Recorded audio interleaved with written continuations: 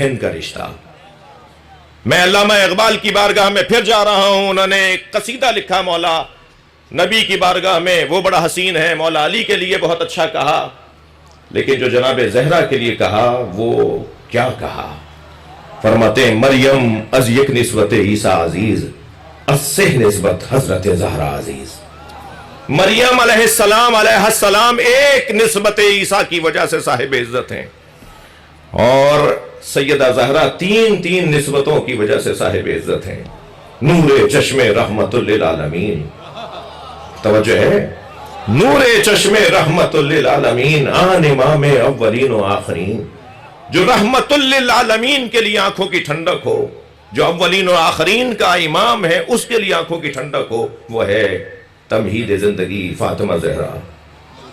پھر فرماتے ہیں بانو آن تاجدار حل عطا، یہ اس کی زوجہ ہے، بانو یعنی زوجہ، یہ اس کی خاتون ہے، خاتون اول کائنات کی۔ بانو آن تاجدار حل عطا، مرتضی مشکل کشا شیر خدا، یہ اس کی زوجہ ہے جو مرتضی ہے، مشکل کشا ہے، شیر خدا ہے۔ علامہ اقبال سنا رہا ہوں آپ کو۔ پھر فرماتے ہیں مادر آن مرکز پرکار عشق، یہ اس کی ماں ہے جو عشق کے دائرے کا مرکز ہے۔ میں لفظ اور بہتر کہوں، یہ اس حسین کی ماں ہے جو عشق کے دائرے کا مرکز ہے۔ مادر آن کاروان سالار عشق، یہ اس حسین کی ماں ہے جو عشق کے کاروان کا سالار ہے۔ پھر خود ہی کہتے ہیں حدیث عشق دو بابست کربلا و دمشق، عشق کی دو ہی تو داستانیں ہیں، ایک کربلا ہے ایک دمشق ہے، یکے حسین رقم کرد دیگر زینب۔ ایک داستان عشق کو حسین نے لکھا ہے، ایک داستان عشق کو زینب نے لکھا ہے۔ عزیزو، میں نے اپنی بات مکمل کی۔ ہمیں اس گھرانے سے محبت، اس گھرانے سے پیار جوڑ دیتا ہے۔ تو کون مسلمان ہے؟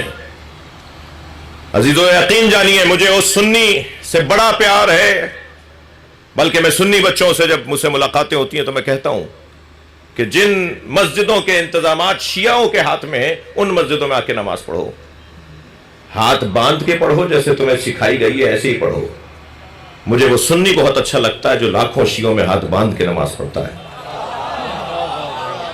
وہ ہاتھ باندھ کر بتاتا ہے جو دین میں نے سمجھا ہے اس میں عمل کرنے کی جرت بھی رکھتا ہوں۔ کربلا میں ابھی میں ہو کر آ رہا ہوں، میں نے کربلا میں، نجف میں سینکڑوں کی تعداد میں دائیں بائیں آگے پیچھے ہاتھ باندھے ہوئے لوگ نماز پڑھتے ہوئے لوگ دیکھے۔ وہ سنی بہت اچھا لگتا ہے جو لاکھوں شیعوں میں ہاتھ باندھ کے نماز پڑھتا ہے، وہ پیغام دے رہا ہوتا ہے کہ پیار سے رہو، محبت سے رہو، سنی شیعہ کا مسئلہ نہیں، سجدہ صرف اللہ کا ہے۔